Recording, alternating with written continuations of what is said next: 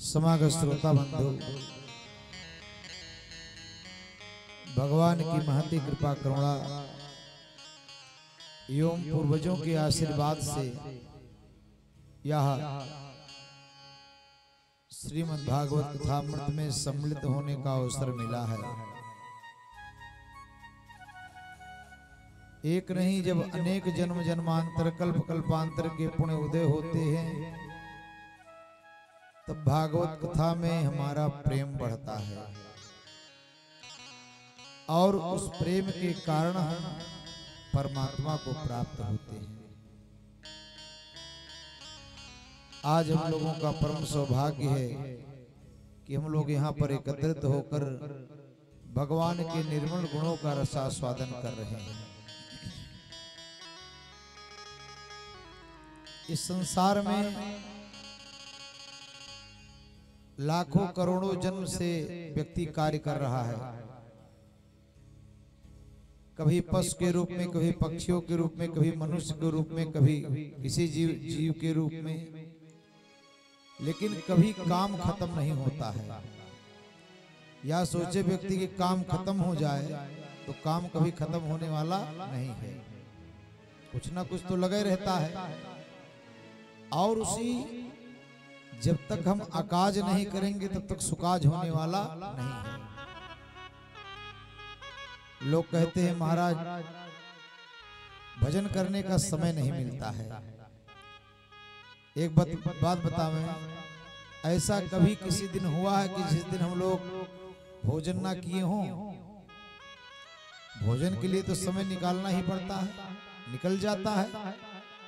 तो ठीक जैसे भोजन के लिए समय निकलता हो, वैसे भजन के लिए भी समय निकालना चाहिए। कारण क्या है? क्योंकि भोजन हम जरूरी समझते हैं, भजन हम जरूरी नहीं समझते हैं। या जो भी हम जरूरी समझते हैं उसको करते हैं, तो जीवन का एक महत्वपूर्ण अंग हो जाता है। तो अभी तक हम लोगों ने केवल दो ही काम किया, या तो अपनी चर्चा हम लोगों ने दूसरे को सुनाई कि हमने ये किया, हमने ये किया, हमने ये किया, और या तो दूसरों की चर्चा हम लोगों ने सुनी। आज परम सौभाग्य है कि हम लोग भगवान की चर्चा में सम्मिलित हुए। कथा का आनंद कई गुना बढ़ जाता है जब कोई भक्त परिवार मिल जाता है तब। बाकी कथा तो हम लोग बहुतों को सुनाते हैं, आरतियों करने का ढंग नहीं होता हमारा, लेकिन कथा सुनाना है तो सुनाने पड़ता है, क्या किया जाए। तो आज हम लोग प्रथम दिवस में भागवत कथा के महात्म्य की चर्चा करेंगे। कथा को सुनने से क्या लाभ होता है, क्योंकि बिना लाभ के कोई काम होता नहीं है आजकल। और जब तक हमारा लाभ नहीं होगा तब तक हम कोई कार्य नहीं करेंगे। इसलिए हमारा लाभ क्या होगा? क्या कथा सुनने से किसी का लाभ हुआ? अब सुनने से लाभ हुआ कि नहीं हुआ, लेकिन कहने से तो हमें लाभ होता ही है भाई। 4 घंटा 3 घंटा जो भी कथा होता है, दिमाग इधर उधर नहीं जाता। उतना देर तो भगवान में लगाने पड़ता है, चाहे जबरदस्ती ही लगावें। तो कहने का भाव यह है कि आज हम लोग परम सौभाग्यशाली हैं कि भगवान की कथा में सम्मिलित हुए हैं। आज हम लोग महात्मा की चर्चा करेंगे, कथा सुन करके कैसे कैसे लोगों का कल्याण हो गया। श्री व्यास जी महाराज भागवत कि महात्मा का मंगलाचरण कहते हुए कहते हैं कि परमात्मा है। किसी ने उनसे पूछा कि परमात्मा है? उन्होंने कहा भाई परमात्मा अगर जो नहीं है इसका प्रमाण क्या है? परमात्मा है इसका हम कई प्रमाण दे सकते हैं, लेकिन परमात्मा नहीं है इसका प्रमाण क्या है? बोले परमात्मा है इसका प्रमाण क्या है? बोले अगर जो वृक्ष हरा है तो समझो परमात्मा है, नदी नाले पहाड़ सब हैं तो समझो परमात्मा है, ये श्वास चल रही है शरीर में, इसका मतलब परमात्मा है। और जिस दिन ये सब बंद हो जाएगा समझ जाओ परमात्मा भी विराम ले लिया।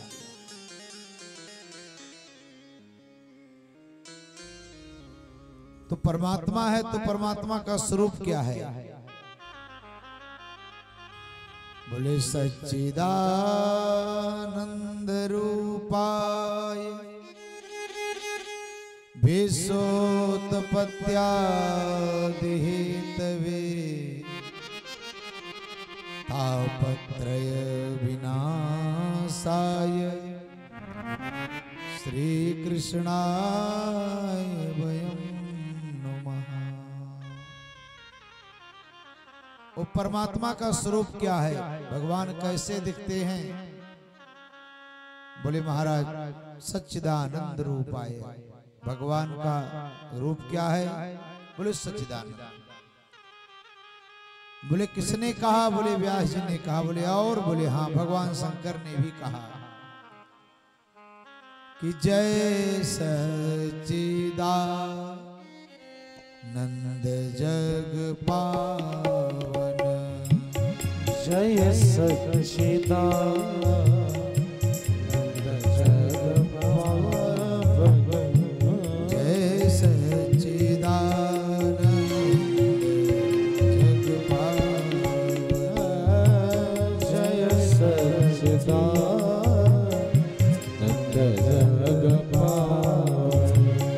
अस कही चले मनोज सावन, अस कहे चले मनोज सावन, अस कही चले मनोज सावन, अस कहे चले मनोज सावन। जय सच्चिदानंद जग पावन, जय सच्चिदानंद जग पावन। बोलो सच्चिदानंद भगवान की। तो सच्चिदानंद परमात्मा का स्वरूप है।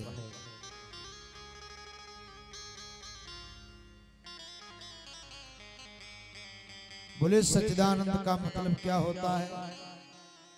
बोले सच्चिदानंद में तीन शब्द हैं, सत, चित और आनंद। सत किसे कहते हैं, चित किसे कहते हैं, आनंद किसे कहते हैं? बोले सत उसे कहते हैं जिसका कभी विनाश नहीं होता है। तो विनाश किसका नहीं होता है?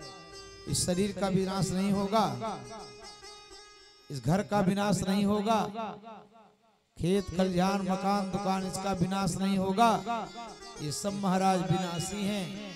यहाँ तक कि ये मकान ये शरीर से बनता है। ये शरीर जब विनाशी है तो शरीर से उत्पन्न होने वाले विनाशी कैसे नहीं हो सकते हैं? बोले विनाशी वही नहीं हो सकता, विनाशी वही नहीं हो सकता है जो अविनाशी से प्रकट हुआ हो। जैसे समुद्र का जल आप लाएंगे तो समुद्र का जल तो खारा ही होगा। आप गंगा जी से एक डब्बा जल लाते हैं, आए हनुमान, तो भाई गंगा जल तो गंगा जल है, चाहे डब्बा में रहे या फिर प्रयागराज से लेकर आओ, हरिद्वार से लेकर आओ। तो अविनाशी से जो प्रकट हुआ है वही अविनाशी होगा, बाकी सब विनाशी है। ये शरीर किससे पैदा हुआ है? बोले छित जल पावक गगन समीरा,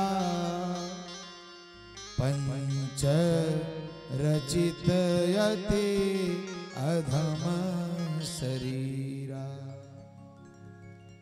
ये पंच महाभूतों से शरीर की संरचना हुई है। ये संसार की संरचना किससे हुई? बोले पंच महाभूतों से। तो पंच महाभूत तो विनाशी है महाराज, इसका विनाश होना तय है। बोले अविनाशी कौन है? बोले ईश्वर अंश जीव अविनाशी। इसके भीतर जो जीव है, जिसको आत्मा कहते हैं, जिसको हंसा कहते हैं, जिस भाषा में आप कह लीजिए, उसका विनाश कभी नहीं होता। आपने देखा होगा किसी भी देवता का भक्त जब मरता है तो यह कोई नहीं कहता काली नाम सत्य है, दुर्गा नाम सत्य है, डीह बाबा नाम सत्य है, फलाने नाम सत्य है, नाम सत्य है, वो नाम सत्य है। सारे लोग यही कहते हैं राम नाम सत्य है। क्योंकि भगवान के 4 स्वरूप है, नाम रूप लीला धाम, और चारों नित्य सत्य है महाराज, इनका विनाश नहीं होता। भगवान के नाम का विनाश कभी नहीं होता महाराज, भगवान का नाम हमेशा रहता है। भगवान के रूप का कभी विनाश नहीं होता, भगवान की लीला का कभी विनाश नहीं होता। पहले भी लीला चल रही थी, आज भी लीला चल रही है। लीला का स्वरूप बदलता रहता है, लेकिन लीला तो चली रही है। और भगवान के धाम का नाश कभी नहीं होता।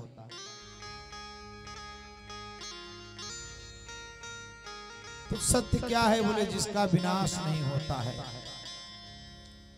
अरे भाई उदाहरण स्वरूप समझें, जैसे किसी ने आपको सोना दे दिया, सोना को लेकर आप घर आए, घर में सोना पत्नी को दे दिया, पत्नी ने कहा इसे रख कर क्या होगा, इसका कुछ गहना वगैरह बनवा लो। अब पत्नी के कहने पर आपने गहना बनवा दिया, तो है तो सोना, आपने उसी सोने का माथ वाला बना दिया तो मांग टीका, कान वाला बना दिया तो कर्ण फूल हो गया, हाथ वाला बना दिया तो कंगन हो गया। इस तरह से जितने भी जैसे भी आपने जिन जिन अंगों के लिए आपने आभूषण बनवाए, उन अंगों के अनुसार उनका नाम पड़ गया। लेकिन वही सोना एक दिन आप नाराज हो करके और उखल में कूट दिए तो भाई सबका आकार तो मिट गया। कान वाला था उसका आकार मिट गया, नाक वाला था उसका आकार मिट गया, गले वाला था उसका आकार मिट गया, लेकिन सोनवा नहीं ना खत्म हुआ, सोना तो सोना ही रहेगा। तो ये काका नाना दादा चाचा ये फलाने ठिकाने ये सब मिट जाता है, लेकिन जीव तो जीव ही रहता है। व्यक्ति का रूप मिट जाता है, लेकिन स्वरूप वही रहता है। तो सत्य कहिए जो बिन से ना, जिसका विनाश नहीं होता, उसका नाम सत्य है। चित चैतन्य सकल घट माहि, आनंद घट घट करे आनंदा, या को नाम सच्चिदानंद। बोलो सच्चिदानंद भगवान की जय। बोले महाराज, जैसे किसी व्यक्ति का कोई आकार हो, तो जिसका आकार होता है कुछ ना कुछ जरूर करता है, खाली तो बैठा नहीं रहेगा। जैसे निराकारी ईश्वर का आकार नहीं, निराकार है वो। अब आकार नहीं है उसका तो कुछ भी नहीं करता है वो। लेकिन अगर जो राम कृष्ण के रूप में अवतार लेकर के आता है, आकार के रूप में आता है, तो कुछ ना कुछ तो उसे करना पड़ता है। इसलिए जब परमात्मा का एक स्वरूप चिन्हित हो गया कि भगवान, जैसे पहले किसी का परिचय दिया जाता था, तो आजकल तो मोबाइल है, अपना फोटो भेज दिए कि भाई पहचान जाएंगे। लेकिन पहले जब परिचय दिया जाता था तो उनके लक्षणों के अनुसार परिचय दिया जाता था कि फला गांव में चले जाओ और इधर से जाओगे तो इधर उनका मकान पड़ेगा, कैसे दिखते हैं, बड़े लंबे लंबे से हैं और बड़ी बड़ी मूछें हैं, या फिर धोती पैजामा कुर्ता पहनते हैं, ऐसा लोग परिचय दे देते थे। तो परमात्मा का परिचय तो हो गया, लेकिन करते क्या है? बोले विश्वोत्पत्त्यादि हेतवे, विश्व की उत्पत्ति, विश्व का पालन और विश्व का संहार। विश्वोत्पत्त्यादि हेतवे, विश्व उत्पत्ति, पालन और संहार।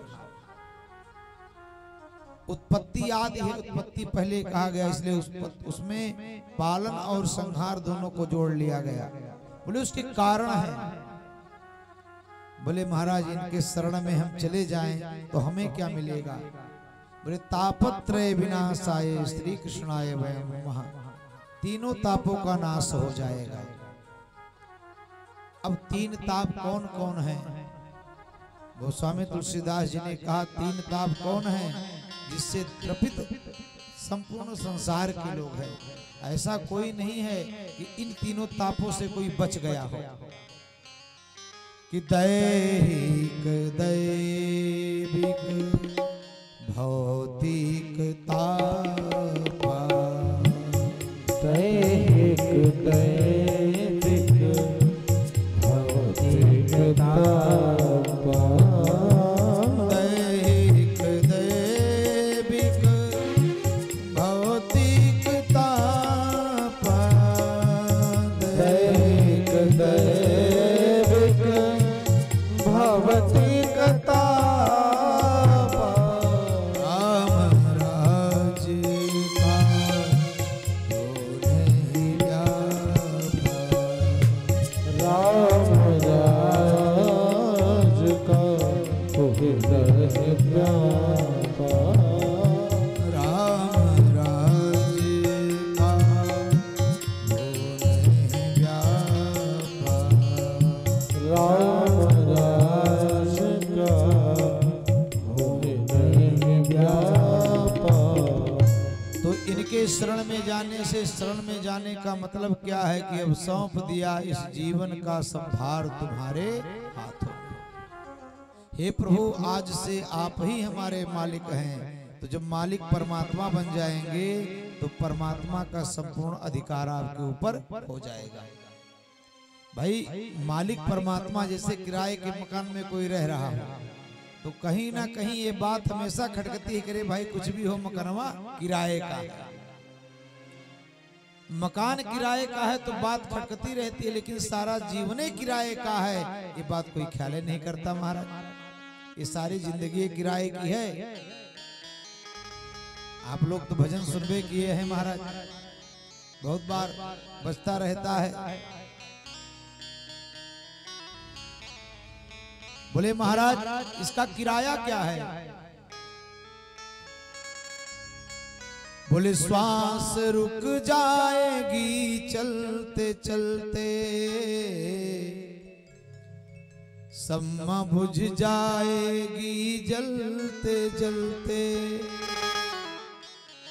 श्वास इस कुटिया का सहज किराया, हमारे संतों ने को कुटिया कहा, लेकिन कुटिया भी किराए की है महाराज। इस कुटिया का सहज किराया बोले क्या? बोले श्वास चुकाने वाली। और जिस दिन आपने किराया देना बंद किया उस दिन कुटिया, क्योंकि कहता दास मोह नहीं करना, क्योंकि करनी पड़ेगी खाली, तो खाली करना ही करना है। मोह करोगे तो भी खाली करना है, और निर्मोही बनकर रहोगे तभी खाली करना है। खाली तो करना है, लेकिन निर्मोही बनकर रहोगे तो खाली करने में झंझट नहीं होगा, और मोही बनकर के रहोगे तो खाली करने में रोना पड़ेगा महाराज। तो किसी के शरण में जाने का मतलब संपूर्ण जीवन का भार उसके कदमों में डाल देना।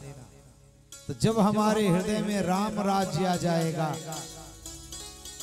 जब हमारे हृदय में प्रभु का राज्य आ जाएगा, जब हमारे हृदय में परमात्मा की सत्ता आ जाएगी, परमात्मा जिस दिन हमारे मालिक बन गए उस दिन से हमारा सारा झंझट खत्म हो जाएगा। परिस्थिति क्या हो जाएगी? बोले जैसे रखे राम जी रहना चाहिए, जैसे रखे राम जी रहना चाहिए, जैसे रखे राम जी रहना चाहिए, जैसे रखे राम जी रहना चाहिए। मान अपमान सब सहना चाहिए, मान अपमान सब सहना चाहिए, मान अपमान सब सहना चाहिए, मान अपमान रखे राम जी रहना चाहे जब हम शरणागत हो जाएंगे। एक बात और, कोई भी पिता या नहीं चाहेगा कि हमारा बेटा संकट में रहे। ये कोई बाप चाहता है? कोई भी गुरु नहीं चाहेगा कि हमारा चेला झंझट में रहे। कोई भी स्वामी नहीं चाहेगा कि हमारा सेवक झंझट में रहे। लेकिन सच्ची शरणागति होनी चाहिए, नाम मात्र की शरणागति नहीं। तो तीनों तापों का नाश हो जाएगा। तीन ताप कौन कौन बोले? दैहिक, दैविक, भौतिक ताप।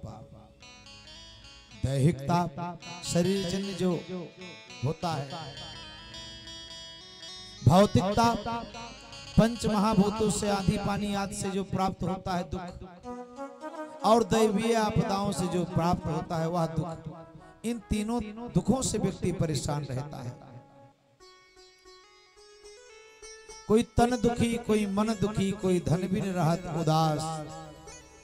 धन हो गया भौतिक ताप, तन हो गया दैहिक ताप, और मन हो गया दैवीय आपदा।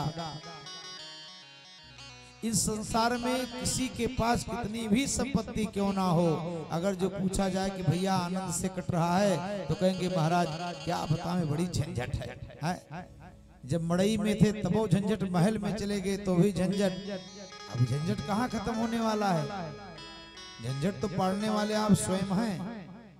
झंझट का जिम्मेदार दूसरा कोई नहीं महाराज, आप स्वयं हैं। अगर जो झंझट आपके ऊपर है तो आप स्वयं झंझटी हैं, किसी का कोई दोष नहीं महाराज।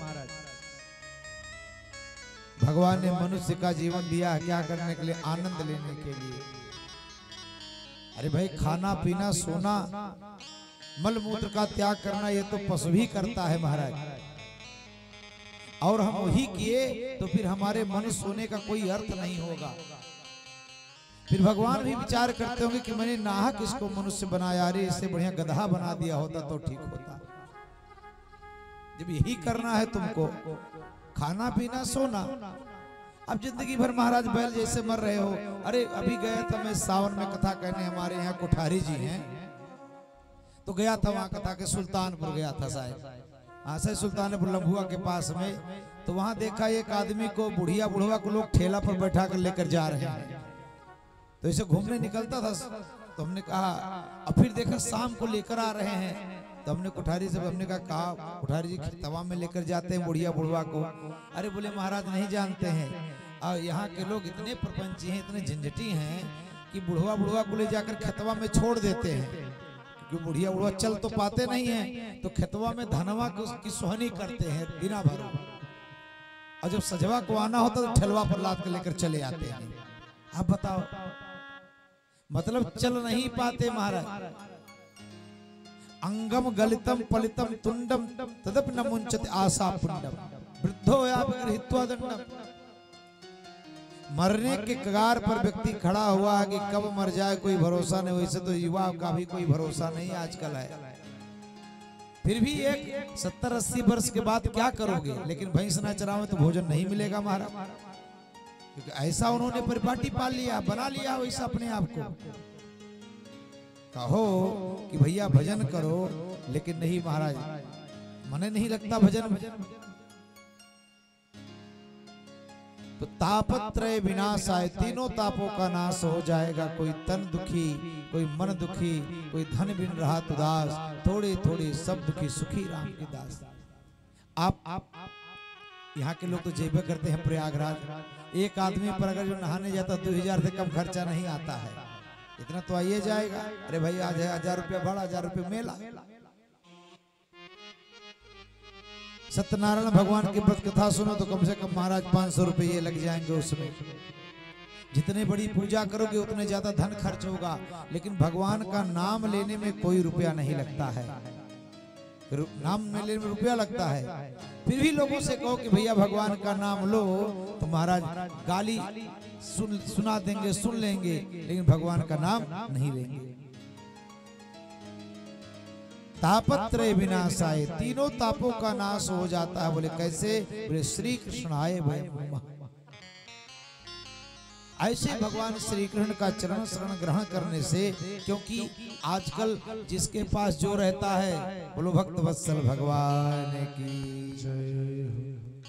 बताइए, ऐसे आदमी को वेश की आवश्यकता है। आप लोग पूर्व परिचित है ये हैं, ये वेश ना धारण करते हुए भी महात्मा हैं।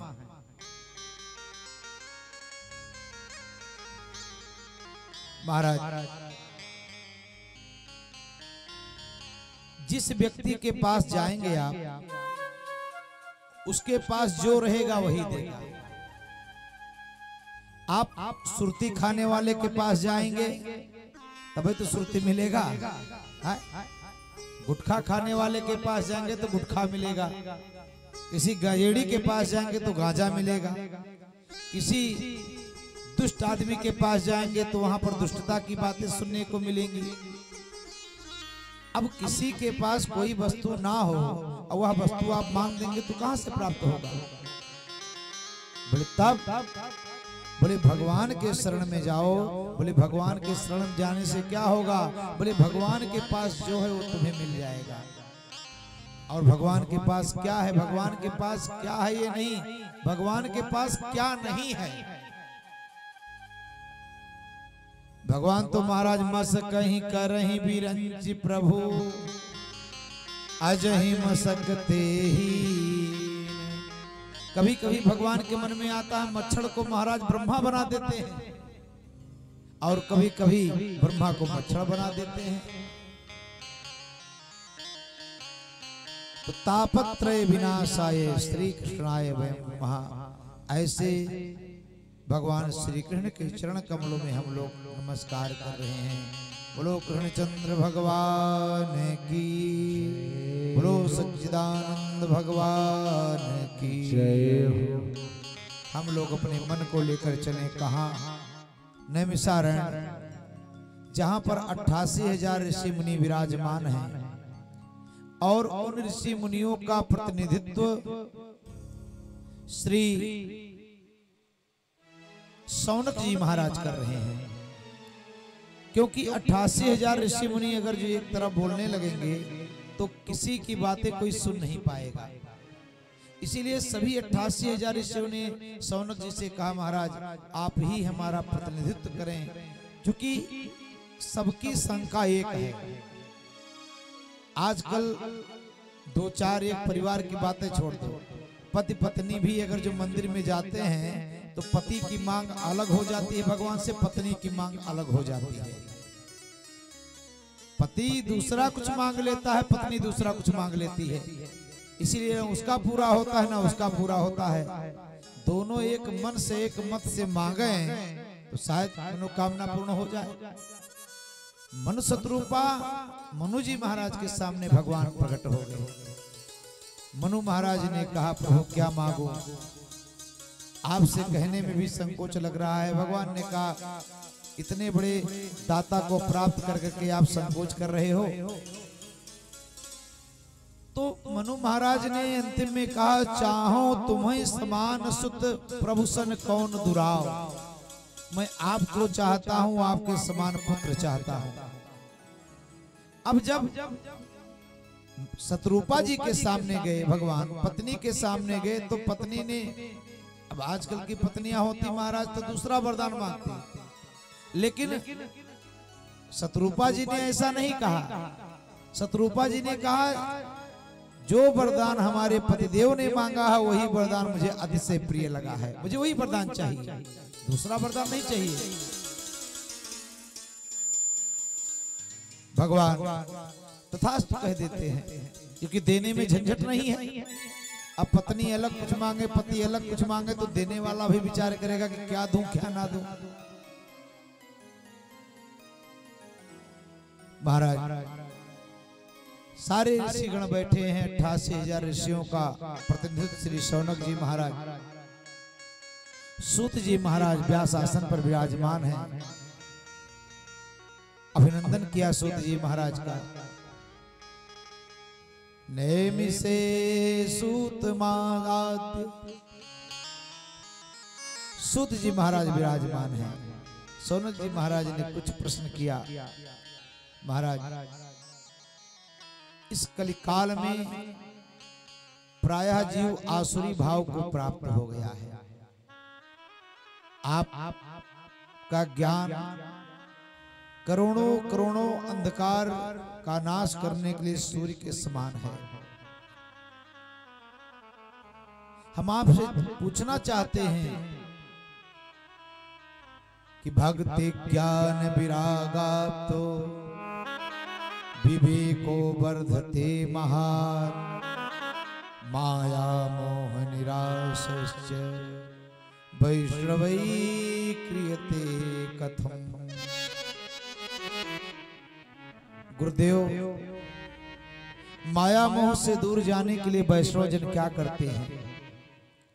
और गुरुदेव, सबसे बड़ी विडंबना यह है, यह घोरे कलौ प्रायो जीवश्चा सुरतां गता, क्लेश क्रांतस्य तस्यैव शोधने किं परायणम्।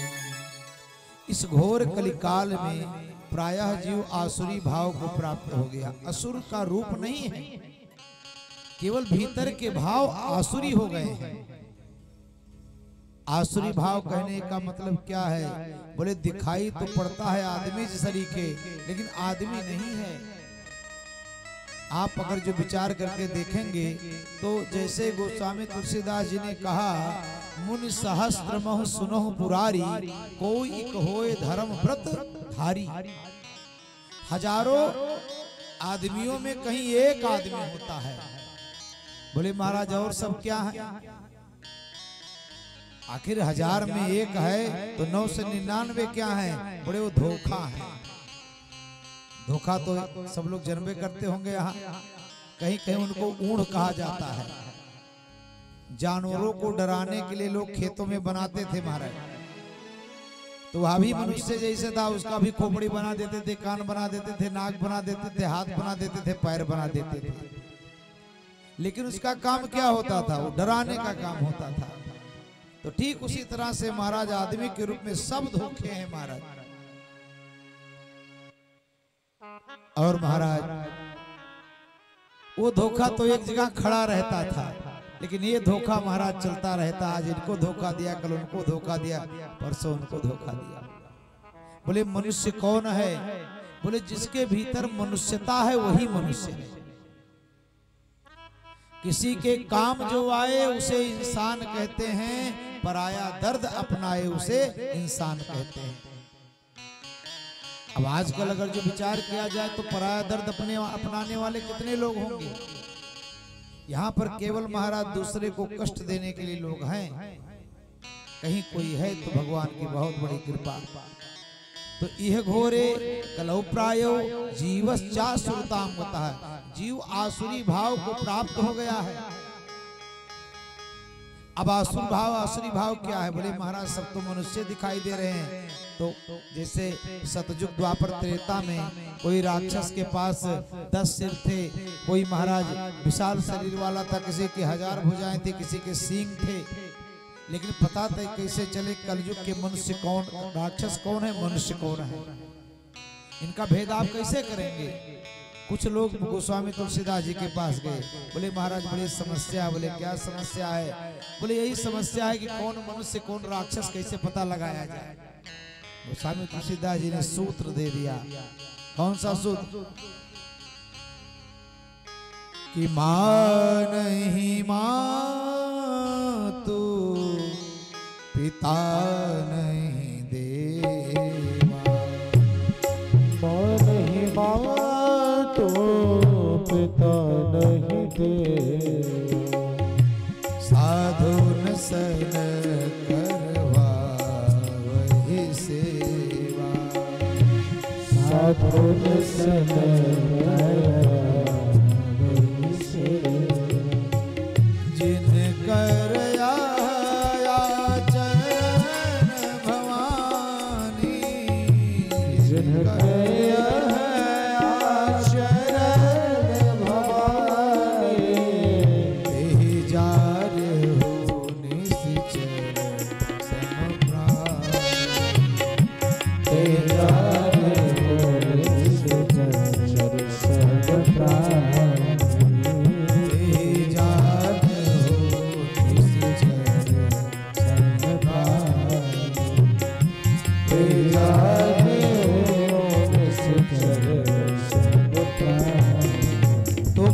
कैसे चले, कौन राक्षस है कौन मनुष्य, बोले मां नहीं मात पिता नहीं देवा।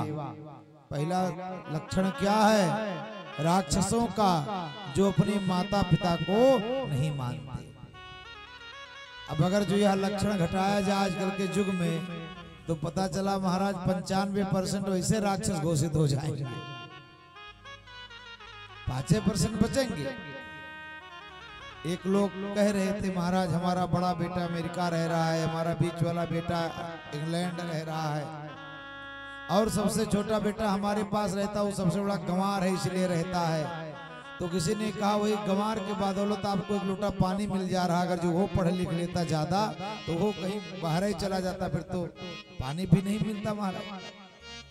तो आजकल घर पर रहकर जो सेवा करे माता पिता की, उसको तो लोग मूर्ख समझते हैं। मां नहीं मात पिता नहीं देवा, साधुन सन करवा वही सेवा, जिनकर यह आचरण भवानी, तेह जान्यो निश्चर सम प्राणी।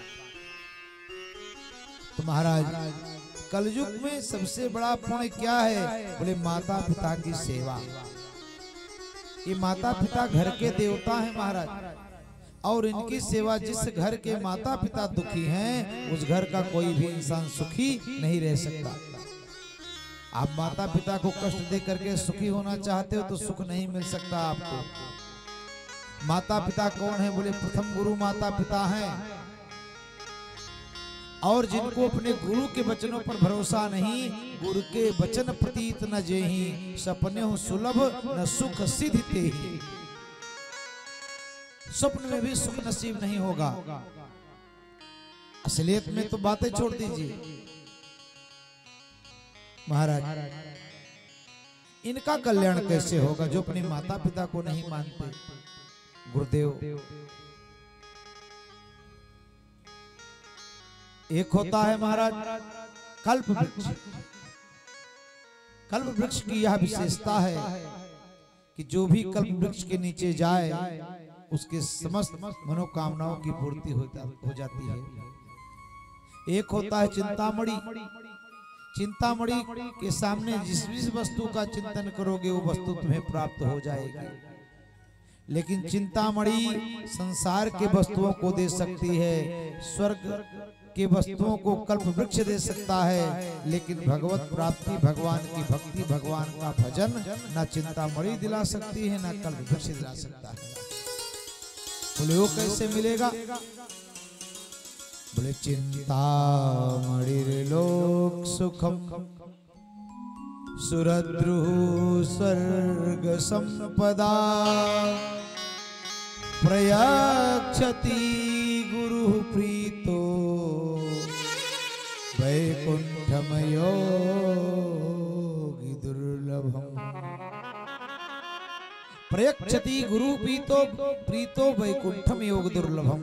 अगर जो गुरुदेव भगवान की कृपा हो जाए तो महाराज ये क्या है कि लोक सुख की बातें छोड़ दीजिए, स्वर्ग लोक के सुख की बातें छोड़ दीजिए, उस व्यक्ति को वैकुंठ लोक की प्राप्ति हो जाएगी।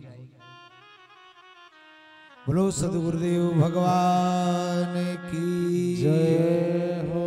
महाराज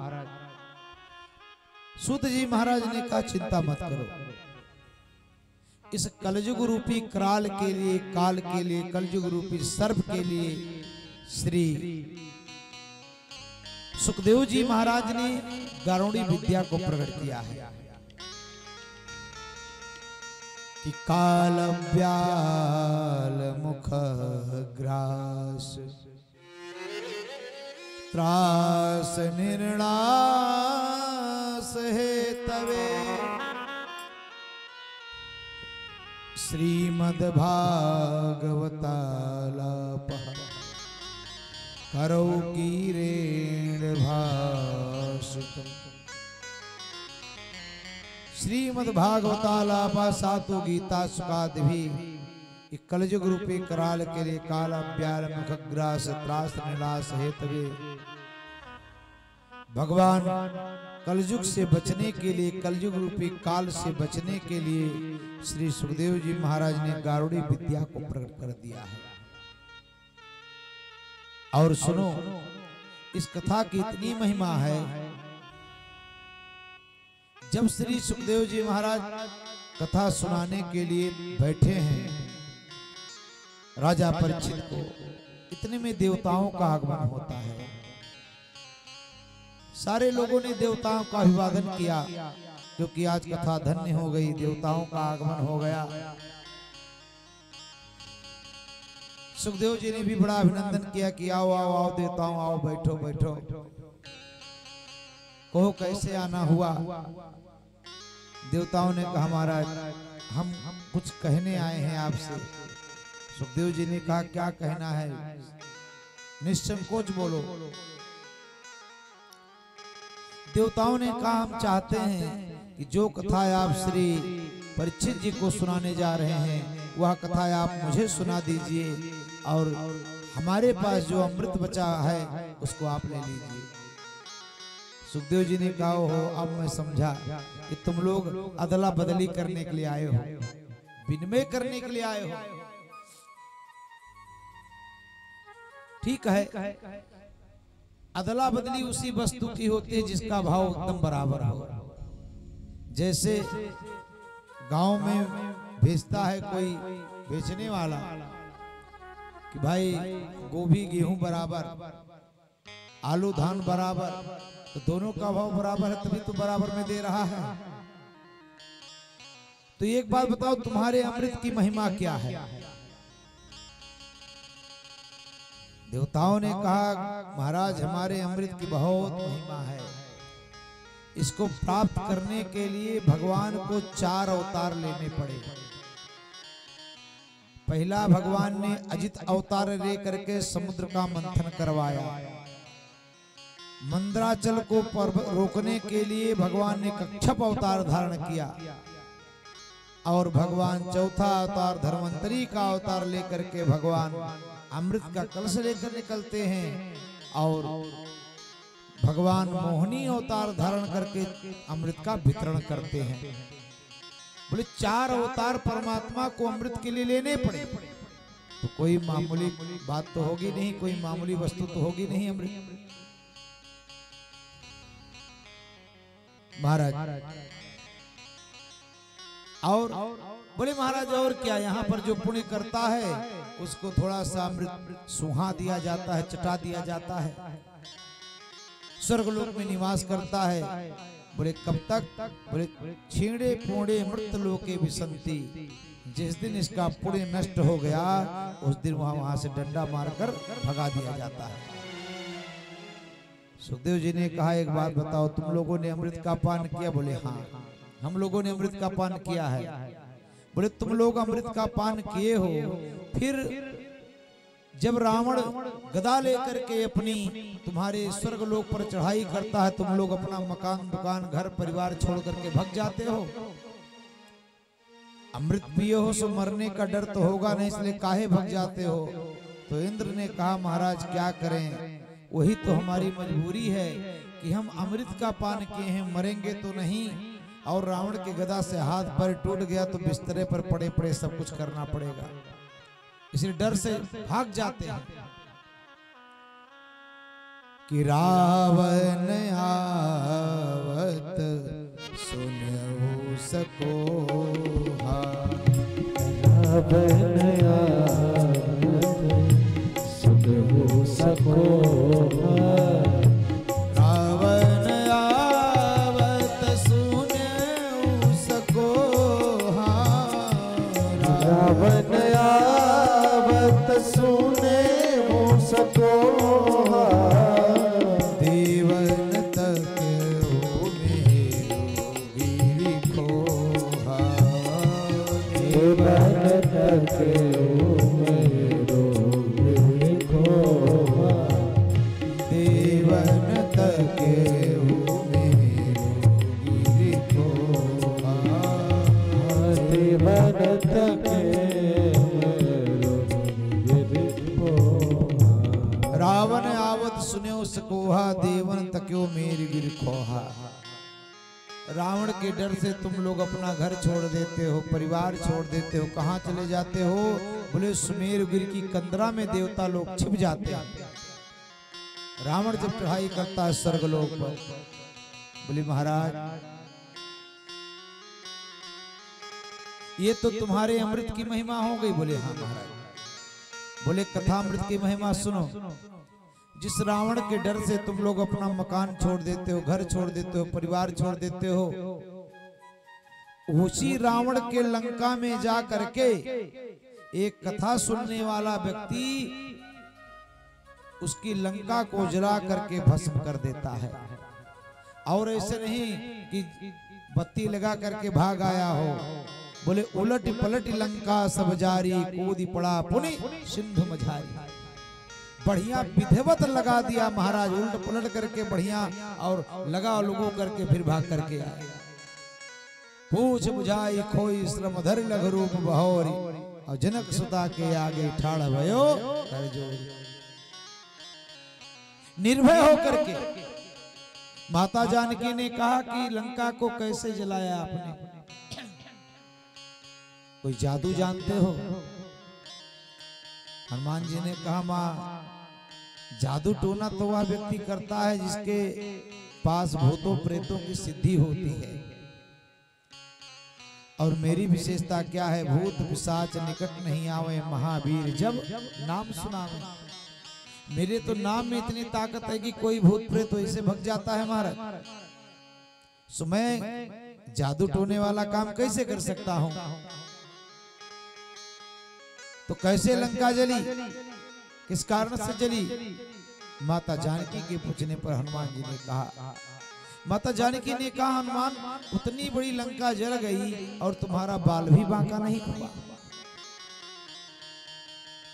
एक रोम भी आपके नहीं जले, क्या कारण है? तो हनुमान जी ने कहा कि लंक जला के जली भी नहीं, हनुमंत विचित्र पूछ तुम्हारी, कौन सा जादू है इसमें भरा,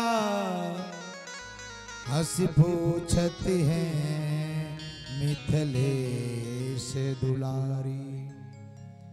हनुमान जी ने कहा कि बोले कपि ही राघव आगे हैं, पीछे है पूछ रहस्य है भारी, बानर को भला पूछता कौन, श्री राम के पीछे है पूछ हमारी। मुझे कौन जानता था? हनुमान जी ने अपनी दीनता प्रकट करते हुए विभीषण से कहा कि प्रातः जो नाम हमारा, प्रातः जो नाम हमारा,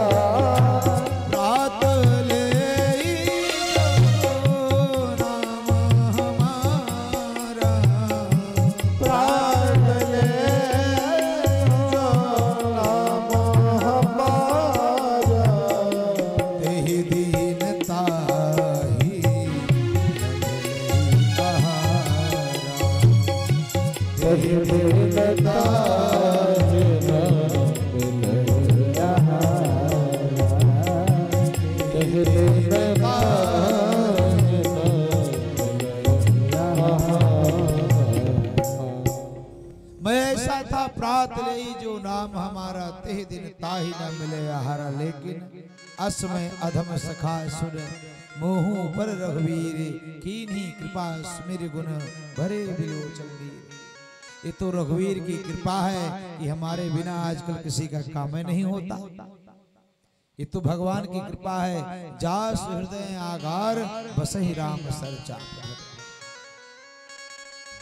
माता जानकी के द्वारा हनुमान जी को वरदान मिला है कि आशीष दीन राम प्रिय जाना। हनुमान जी राम प्रिय हैं। और किस लिए राम प्रिय हैं? किस कारण से राम प्रिय हैं? लंका जला दिया इसलिए राम प्रिय हैं? अरे भगवान तो पहले जानते थे कि लंका यही जलाएगा, सीता का पता यही लगाएगा, क्योंकि जान काज प्रभु निकट बुलावा। जब सारे बानर भालू जाने लगे तो हनुमान जी को बुलाया।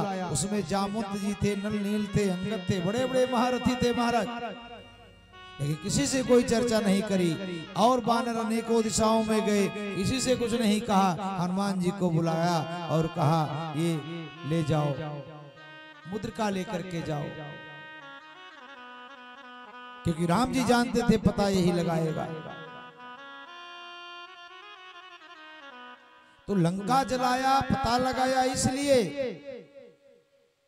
इसलिए राम प्रिय हैं बोले महाराज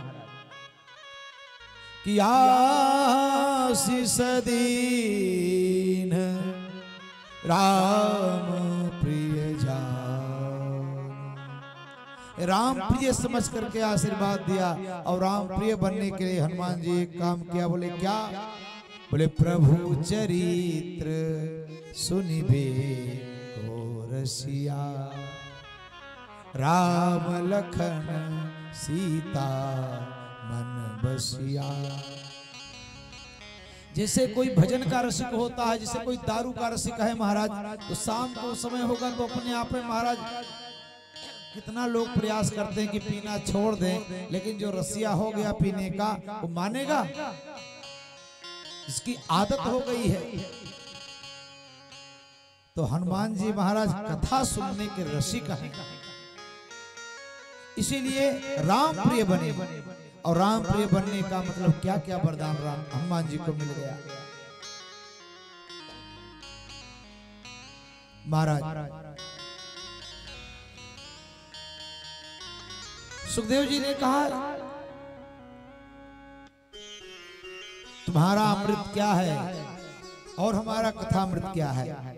दोनों की महिमा में जमीन आसमान का अंतर है।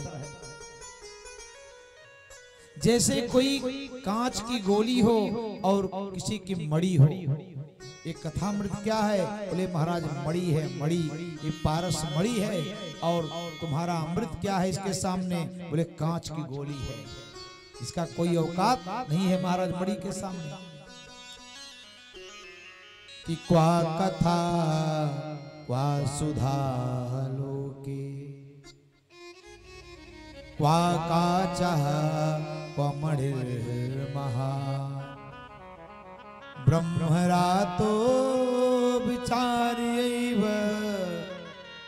तदा देवान् जहाशः। अरे तुम्हारा कहाँ एक कांच की मणि और कहाँ हमारा अमृत। एक कथा की महिमा महाराज कितनी कहे जाए, क्योंकि कथा ऐसी है कि दुष्ट व्यक्ति भी अगर जो कथा का सानिध्य ले ले तो वह भी सुधर जाता है। अमृत कोई प्राप्त करके सुधरता नहीं महाराज, और व्यसनी हो जाते हैं और उटपटांग हरकत करने लगते हैं। लेकिन कथा सुनने के बाद अनेकों नेक लोगों में सुधार हुआ है। राम एक तापसतीय तारी, राम जी ने तो केवल एक अहिल्या का उद्धार किया, लेकिन नाम कोटि खल कुमत सुधारी। राम जी ने तो एक दंडक वन को पवित्र कर दिया जा करके, लेकिन नाम की महिमा, कथा की महिमा ऐसी है कि करोड़ों व्यक्तियों के भीतर जो मन के भीतर जंगल लगे हुए थे उसको पवित्र कर दिया महाराज। तो सुखदेव जी ने क्या किया? बोले भक्तांस तांस विज्ञाय ना ददौसा कथामृतम, डांट करके भगा दिया। क्यों? क्योंकि तुम लोग भक्त बन करके आए होते, श्रोता बन करके आए होते तो तुम्हें कथा देने में कोई हर्ज नहीं। श्रोता कौन? आकर के चुपचाप जहां जगह मिले वहां बैठ जाए, कोई विशेष वस्तु। देखिए रामचरितमानस में गोस्वामी तुलसीदास जी एक बार भगवान शंकर को भेजते कथा सुनने के लिए। एक बार त्रेता युग माही शंभु गए कुंभज ऋषि पाही। तो कथा कहाँ गए? बोले कुंभज ऋषि के आश्रम में। अकेले हैं? बोले ना, साथ में कौन है? बोले संग सती जग जननी भवानी, पूजे ऋषि अखिलेश्वर जानी। कथा हुई, सुना किसने? बोले सुनी महेश परम सुख मानी, लेकिन माता सती कथा नहीं सुन पाई। क्योंकि जब आप खाली पात्र लेकर के जाएंगे तभी तो उसमें ग्रहण होगा। जब पहले से कुछ घर में भरा हुआ है, कमरे में भरा हुआ है, कोठरी में भरा हुआ है, तो उसमें आप क्या रख सकते हो? अरे बोले भाई ये बोरा भर गया है, अब दूसरा बोरा लाओ, खाली बोरा लाओ। आप लोग गंगा जी जाते हैं, अब कोई भरा हुआ डब्बा लेकर के जाएं और कहें उसी में फिर भर लें, तो उसमें भर पाएंगे कभी? भाई गंगा जल लाने के लिए उस पात्र को तो खाली करना पड़ेगा। तो कथा रूपी गंगा को समाहित करने के लिए हृदय रूपी पात्र को खाली करना पड़ेगा, इसको साफ रखना पड़ेगा। और इसमें से पहले से महाराज काम क्रोध मद लोभ इतने सब भरे पड़े हैं, इतने विचार भरे पड़े हैं। आप हम कहीं भी जाते हैं तो हर जगह हर व्यक्ति साफ, अभी कोई धूल में बैठने को कहे तो कोई धूल में नहीं बैठेगा। क्यों नहीं बैठेगा? कहेगा कपड़वा गंदा हो जाएगा महाराज। अब भगवान को हृदय में हम बैठाना चाहते हैं, भगवान को बुलाना चाहते हैं, तो भगवान कचड़ा में काहे बैठेंगे भाई? कि तुमने आंगन नहीं बुहारा, कैसे आएंगे भगवान, कैसे आएंगे भगवान। तुमने आंगन नहीं बुहारा, कैसे आएंगे भगवान, कैसे आएंगे भगवान। तुमने आंगन नहीं बुहारा, कैसे आएंगे भगवान, कैसे आएंगे भगवान। तुमने आंगन नहीं बुहारा, कैसे आएंगे भगवान, कैसे आएंगे भगवान। चंचल मन को नहीं संभाला, चंचल मन को नहीं संभाला, कैसे आएंगे भगवान, कैसे आएंगे भगवान। कैसे आएंगे भगवान, कैसे आएंगे भगवान। कैसे आएंगे भगवान, कैसे आएंगे भगवान। हाँ, कैसे आएंगे भगवान, कैसे आएंगे भगवान। तो भक्तांस्तांश्च विज्ञाय ना ददौ कथामृतम, डांट करके भगा दिया। तुम लोग अभक्त हो, तुम लोग श्रद्धालु नहीं हो, श्रोता नहीं हो। सारे देवता लोग ब्रह्मा जी के पास गए। ब्रह्मा जी से कहा बताओ इन तुच्छ मनुष्यों को इतना बड़ा वरदान आपने दे दिया, कथा किसी से भी कहा जाए तो कोई कथा नहीं सुन सकता। 84 लाख योनियों में केवल मनुष्य ही ऐसा है जो कथा का आनंद ले सकता है। यहाँ तक कि मनुष्य जिस जीव को आधार बना करके पार होना चाहता है, जैसे लोग गौदान करते हैं, गोदान करते हैं ना, इसलिए करते कि बैतरणी पार हो जाएंगे, बैतरणी पार हो जाएंगे। अब यहाँ येजे की बैतरणी पार नहीं हो रहे हैं तो येजा बैतरणी कैसे पार होंगे? संभव है? पहले यहाँ तो पार हो। अवधू जीवत ते करी आशा, अवधू मतलब है जीव। अवधू जीवत ते करी आशा, मुए मुक्त कहें गुरु स्वार्थ झूठा दे विश्वासा। अब जो यहाँ पर नहीं हंसा, वहां पर कौन देखने गया कि हंसा कि रोया? जो यहाँ पर आनंद नहीं लिया, उस वहां पर कौन गारंटी की पता पाएगा कि नहीं पाएगा? लेकिन वहां बैतरणी पार होने के लिए लोग गोदान करते, मान कर चलिए सही भी है। वहां बैतरणी पार होने के लिए लोग गोदान कर रहे हैं, इसलिए मैं बैतरणी पार हो जाऊंगा। अरे भाई, अगर जो बैतरणी ही ना रहे तब बैतरणी कब नहीं रहेगी? बोले जब आप सत्कर्म करोगे तब बैतरणी का कोई महत्व नहीं रह जाएगा। भाई बढ़िया कर्म करोगे तो नरक नहीं जाना पड़ेगा, तो बैतरणी काहे पड़ेगी?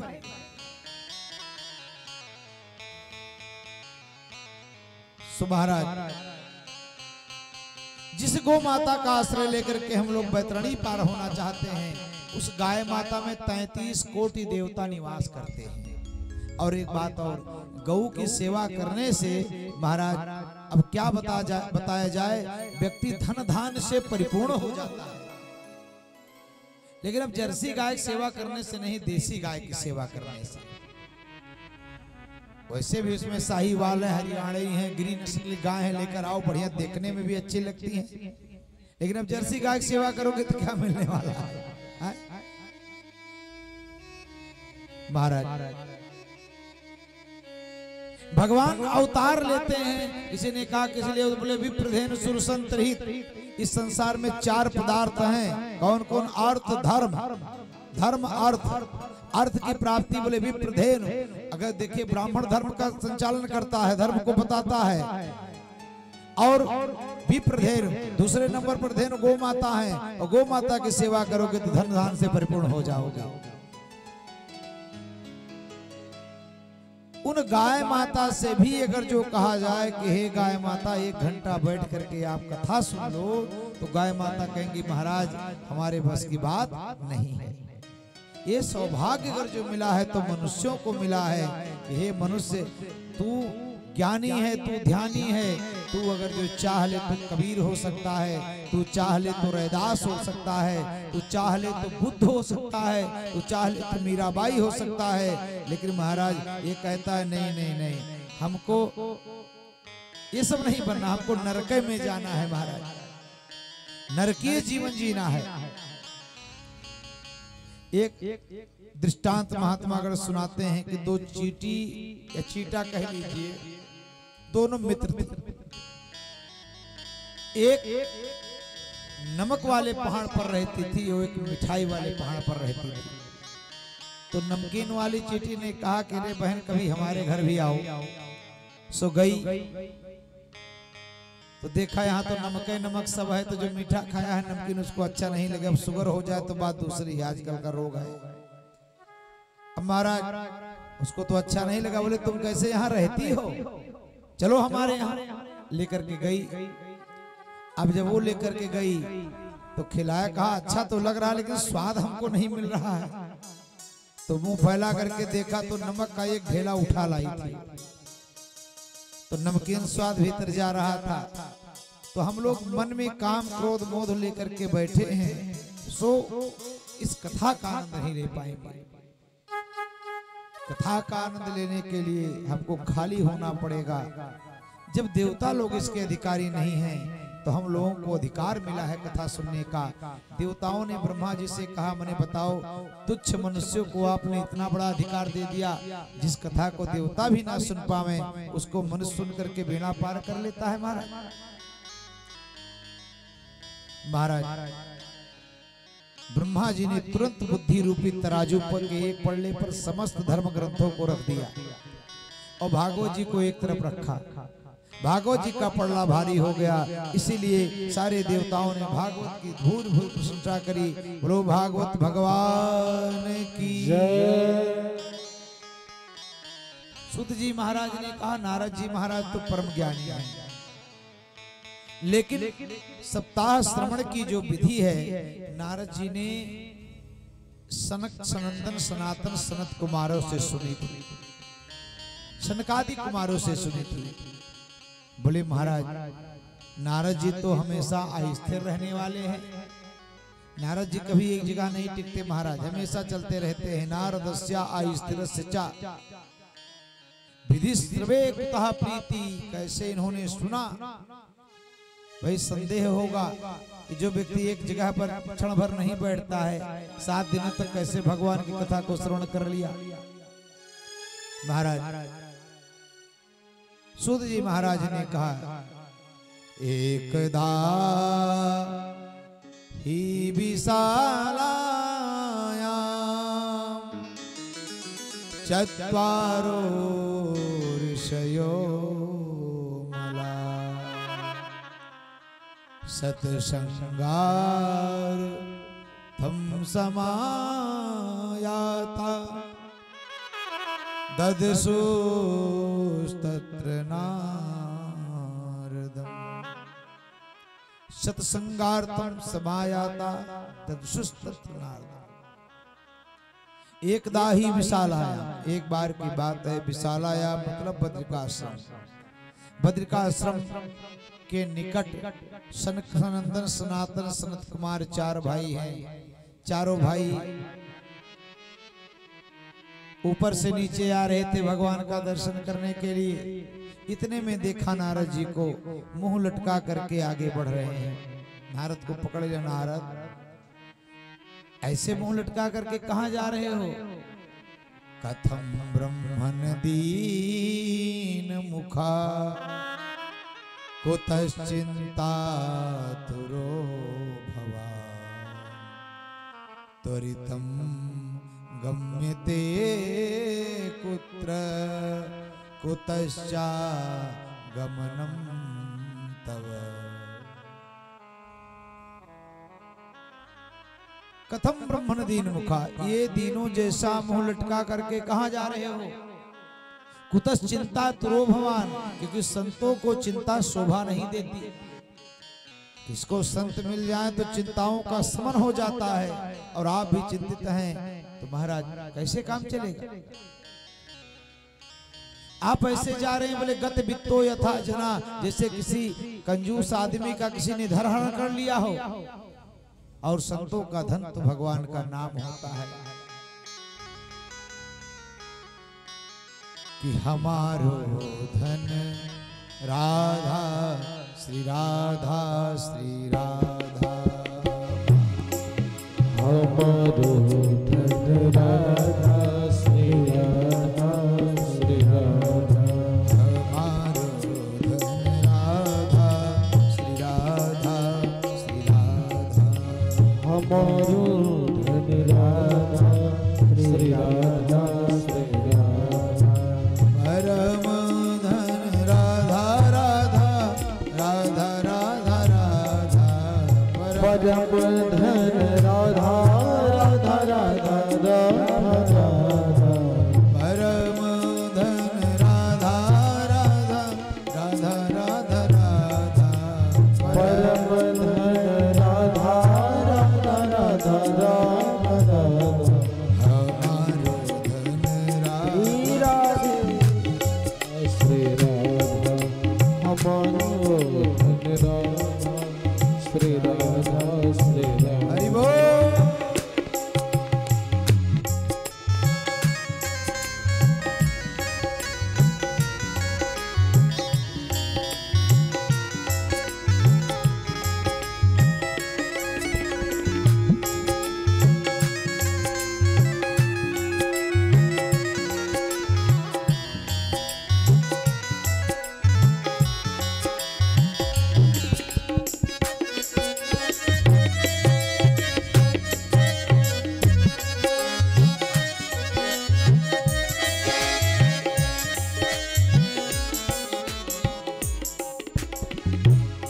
संतों की प्यारी राधा राधा राधा राधा राधा।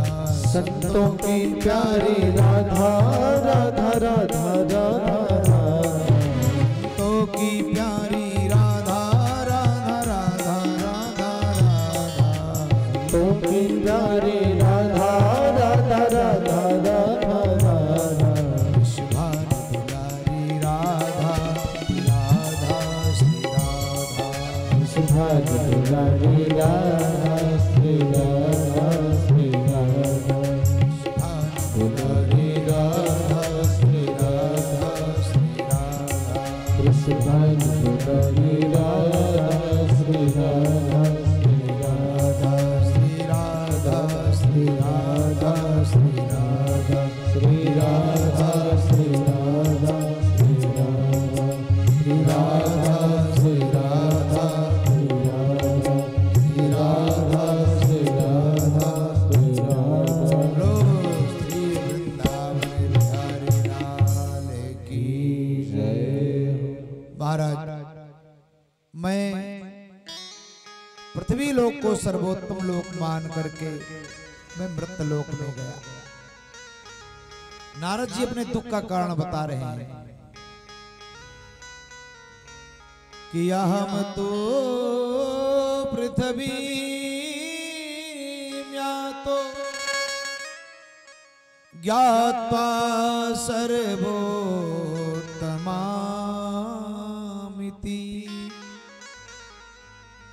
पुष्करं च प्रयागं च काशीं गोदावरीं तथा अहम तु पृथ्वी यातो ज्ञात्वा सर्वोत्तमामिति। मैं पृथ्वी लोक को उत्तम मान करके मैं कहाँ गया? बोले पृथ्वी लोक पर गया। बोले कहाँ कहाँ गया? औरंगाबाद, बंबई, दिल्ली गया? बोले नहीं। कहाँ गया? बोले पुष्करम च प्रयागम च काशीं गोदावरीं तथा हरिक्षेत्रम कुरुक्षेत्रम श्रीरंगम सेतु बंधनम। हर जगह में गया। कहाँ? तीर्थ क्षेत्रों में गया। और वहां जाकर के महाराज मुझे कहीं भी धर्म दिखलाई नहीं पड़ा। धर्म को लोगों ने व्यापार बना लिया है। धर्म के 4 चरण होते हैं, सत्य, तप, शौच, दया। कहीं कहीं दान का भी नाम आया है। और मुझे कहीं भी धर्म नहीं दिखलाई पड़ा कि सत्यम नास्ति तपः शौचम दया दानं न विद्यते उदरम भरणो जीवा वारकाः कूट भाषिणः। सारे लोग केवल पेट भरने में लगे हुए हैं और लोगों का पेट इतना बड़ा हो गया कि महाराज भरने का नाम ही नहीं लेता। एक बात और, पेट भरना हो तो भर जाए, क्योंकि व्यक्ति का उतने पर अधिकार है। यावत भ्रेत जठरम तावत स्वत्वम ही देहिना, जितने से भरण पोषण हो जाए। लेकिन यहाँ तो लोग मन से भरते हैं और मन कभी व्यक्ति का भरता ही नहीं है। मात पिता बालकन बुलावे उदर भरे सोई जतन सिखावे। महाराज सारे लोग एक ही काम में लगे हुए, किस तरह से धन का अर्जन करें। धर्म से कोई मतलब नहीं है महाराज। और सूत्र क्या है? विद्या धना ददाति विनयम, विनयम ददाति पात्रताम, पात्रताम धनम आपनोति धनात् धर्मः तथा सुखम्। ये क्रम से अगर जो मिलेंगे महाराज तो जीव का कल्याण है। और कहीं इकट्ठे डायरेक्ट धन मिल गया तो उस धन से धर्म नहीं होगा महाराज।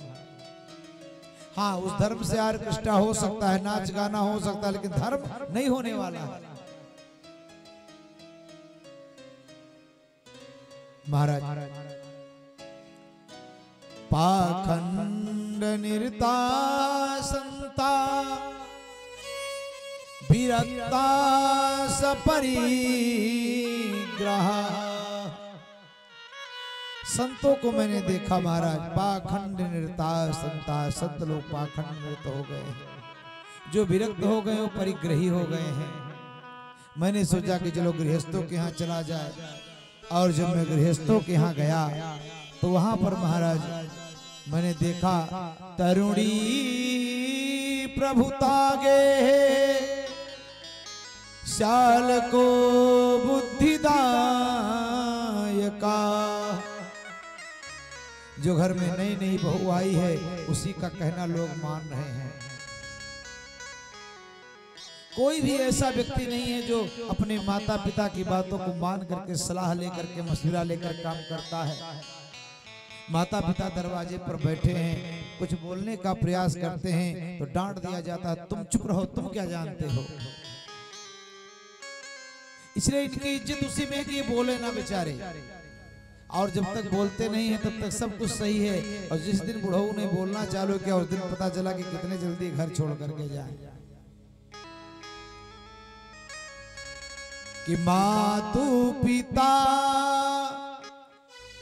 बालकन बोलावहि, मातु मातु पिता लगन बुलावे, मातु पिता लगन बुलावे, मातु पिता लगन बुलावे, उदर भरे सोई जतन सिखावे, उदर भरे सोई धर्म सिखावे, उदर भरे सोई धर्म सिखावे, उदर भरे सोई धर्म सिखावे। तो मैंने सोचा क्योंकि सराह किससे लिया जाता है? बोले महाराज श्याल को बुद्धिदायक है, साले साहब। अब एक दूसरा व्यक्ति आपके घर का कल्याण कभी करना नहीं चाहेगा महाराज, और इतिहास गवाह है जिस जिस घर में सालों की पैठ हुई वहां महाभारत अवश्य हुआ। रामचरितमानस तो नहीं होगा लेकिन महाभारत अवश्य हो जाएगा। शायद अगर जो शकुनी नहीं होता तो महाभारत होबे नहीं करता। बात ठीक है कि होनी को कोई टाल नहीं सकता। जगत में होनहार बलवान, होनी बलवान है, लेकिन फिर भी कारण तो कुछ ना कुछ होता ही है। महाराज नारद जी ने कहा, मैंने सोचा कि चलो मैं वृंदावन में चलूं, क्योंकि वृंदावन में कुछ लोग कुछ दिन पहले ही भगवान अपनी लीला को विराम करके वृंदावन से गए हैं, तो चल करके वहां देखो, हो सकता मुझे धर्म दिखलाई पड़े। महाराज जब मैं वृंदावन पहुंचा तो वृंदावन की स्थिति और दयनीय हो गई।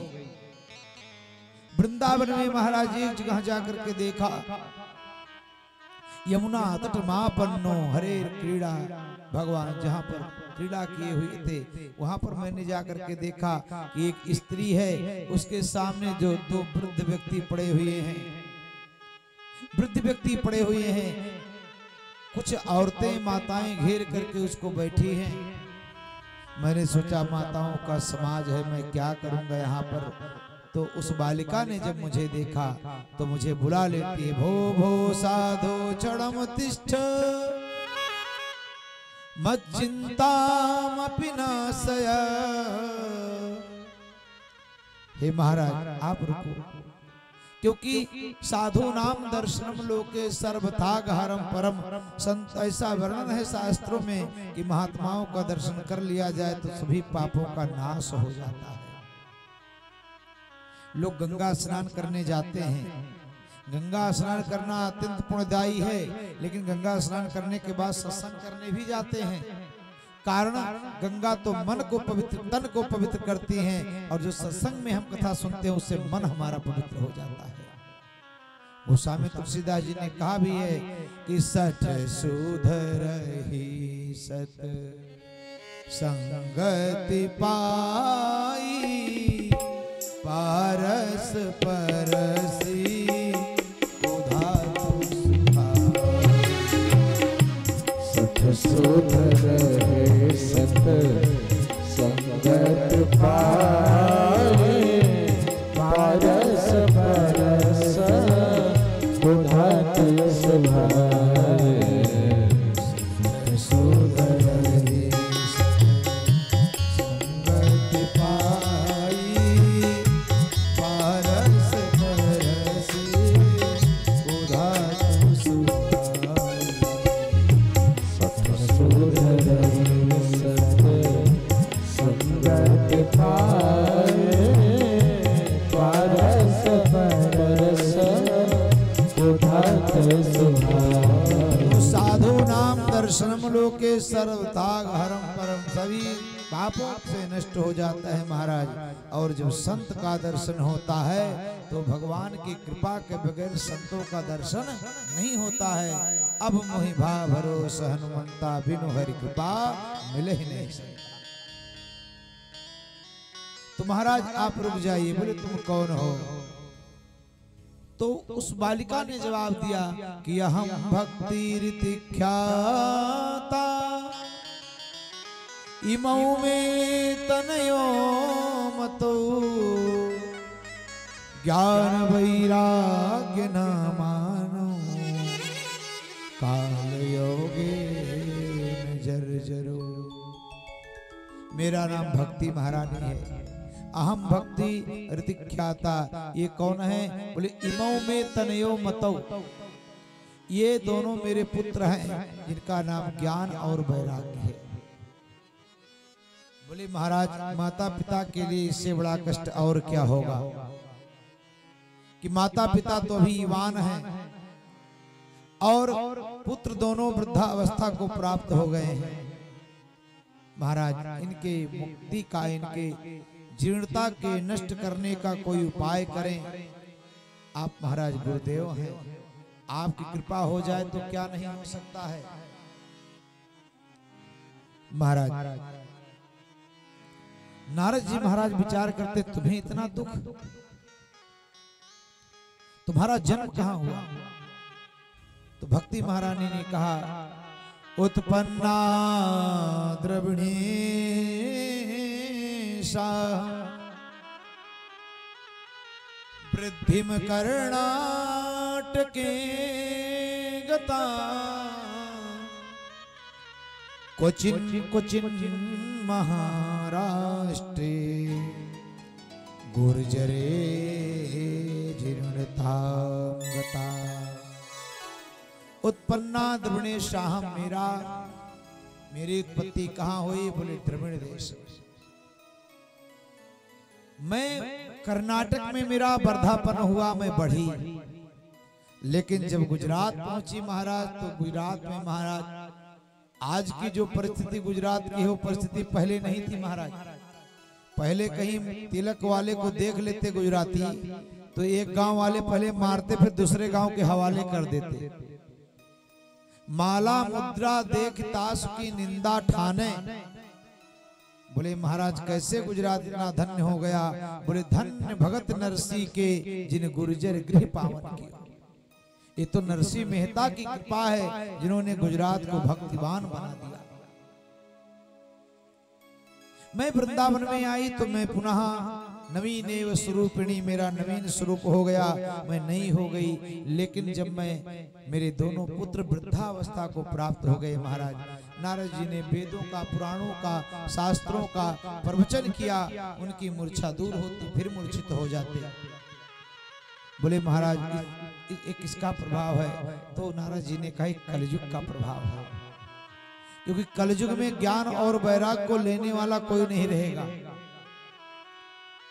किसी को ज्ञान की बातें बताओ तो उसको लगेगा ये सब कहानी बता रहे हैं। ममता रत सन ज्ञान कहानी, अति लोभी सब विरति बखानी, क्रोधी सम कामी हरि कथा। बोले कैसे? बोले ऊसर बीज बये फल जथा। भाई बीज उसी धरती पर अंकुरित होगा जिसमें नमी होगी, बढ़िया खेत बढ़िया बना होगा, खाद पानी पाया होगा, मजबूत होगा। अवसर भूमि पर बोने से बीज भी खराब हो जाएगा, कोई मतलब नहीं होगा। महाराज ये कलयुग के कारण हुआ, तो कलयुग की स्थापना क्यों करी महाराज? बोले जब राजा परीक्षित ने कलयुग की स्थापना करी तो कलयुग में एक विशेष गुण है महाराज। क्या गुण है कलयुग का? कलयुग में जैसे सारे पाप हैं, लेकिन कलयुग जितना गुण है जो सतयुग द्वापर त्रेता में हजारों वर्ष समाधि लगाने के बाद मिलता था, कलयुग में केवल भगवान का नाम लेने से मिल जाएगा।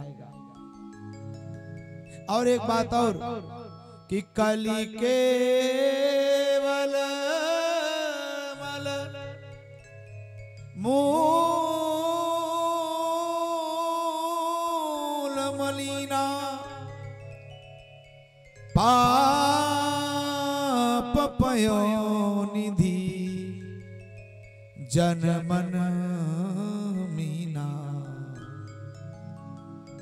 कलि केवल मल मूल मलिना। कलयुग क्या है? बोले मलों का मूल है, मलिन है महाराज।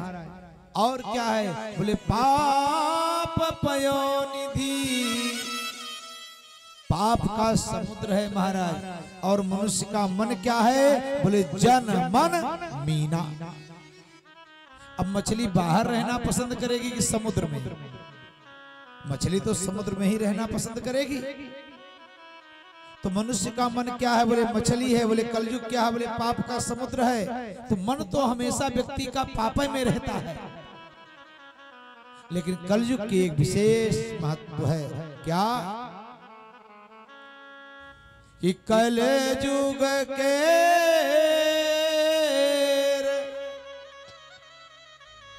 पुनीत प्रतापा मानस पुण्य हो ही नहीं पापा। कलिकरेगा पुनीत प्रतापा, कलिकरे पुनीत प्रतापा मानस पुण्य होय नहीं पापा। मानस पुण्य होय नहीं पापा। मानस पुण्य होय नहीं पापा। तो कलयुग का एक विशेष महत्व है। कलयुग में मानसिक पाप करने से उसका दोष नहीं लगता है। सतयुग द्वापर त्रेता में आप मन से भी किसी को गाली दे देंगे तो उसका फल मिल जाएगा आपको, उसका पाप लग जाएगा। मन से किसी के बारे में बुरा सोचेंगे तो उसका पाप लग जाएगा। लेकिन कलयुग कलिकर एक पुनीत प्रतापा मानस पुण्य होई नहीं पापा। तो पहला गुण तो यह हो गया कलिकाल का। और दूसरा गुण क्या है? यत् फलम नास्ति तपसा ना योगेन समाधिना तत्फलम लभते सम्यक कलौ केशव कीर्तना। सतयुग द्वापर त्रेता में हजारों वर्ष समाधि लगाने के बाद जो फल प्राप्त होता था, कलयुग में वह भगवान का नाम लेने से प्राप्त हो जाएगा। अब बताइए, अगर जो आज के समय में किसी से कहा जाए कि 4 घंटा एक आसन पर बैठ जाओ, तो 4 घंटा एक आसन पर कोई बैठ सकता है? कोई एक आध आदमी होगा? कभी इधर कभी उधर, कभी उधर कभी उधर। महाराज हम लोग देखते 3 घंटे में तो हालत खराब हो जाता है। किसी से कहो समाधि लगाओ तो कोई समाधि लगाने वाला नहीं है आजकल। यज्ञ के लिए महाराज, यज्ञ में आप क्या शुद्धता लाएंगे? यज्ञ में आजकल यज्ञ का ही काम है हमारा धन बटोरना, केवल परमार्थ नहीं रह गया।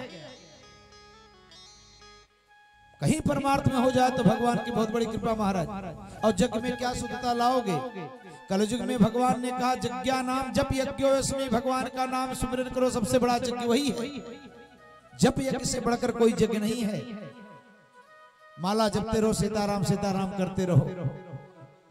आप यज्ञ कर रहे हो क्योंकि सामाजिक एक व्यवस्था है, तो यज्ञ तो करवाना पड़ता है।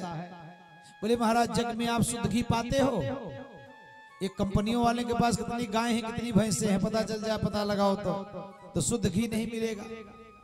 शुद्ध जजमान नहीं, जजमान के भीतर इतना इतना महाराज कल्पना है कि ये हो जाए, ये हो जाए, ये हो जाए।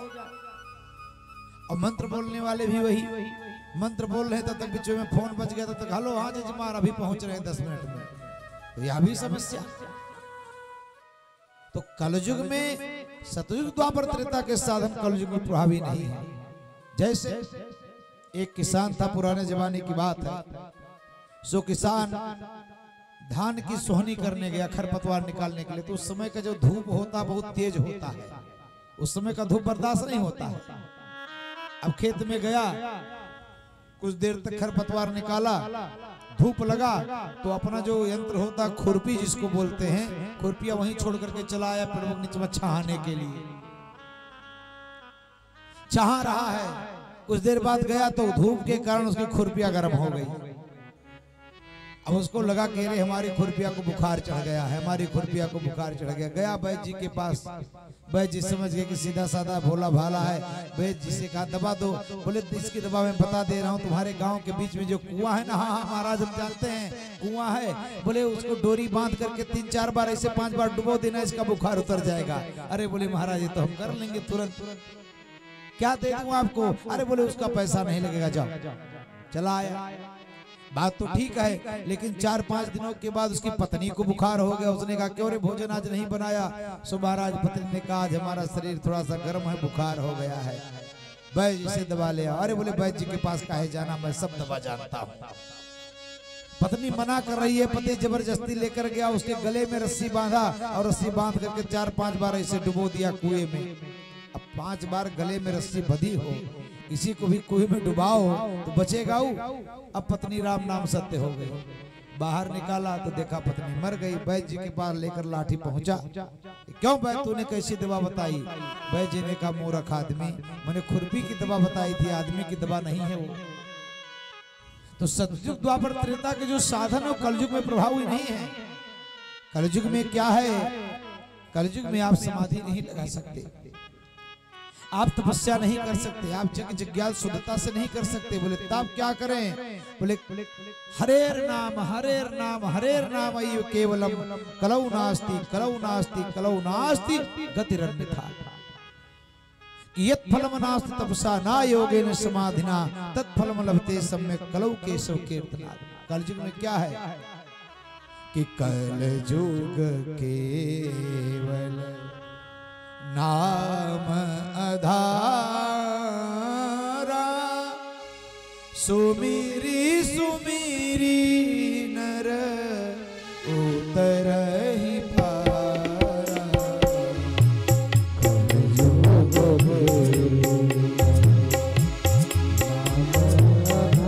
आधारा, सुमिरी सुमिरी नर उतरहि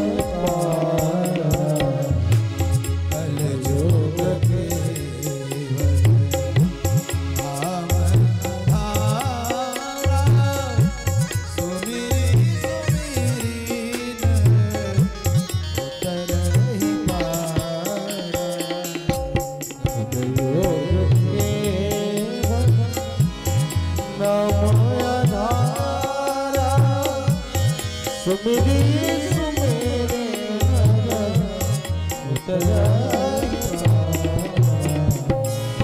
कलयुग केवल हरि गुण गाहा,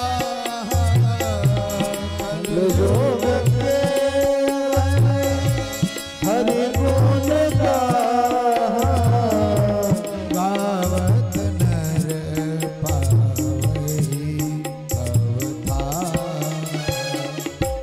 गावत नर पावहि अवतार,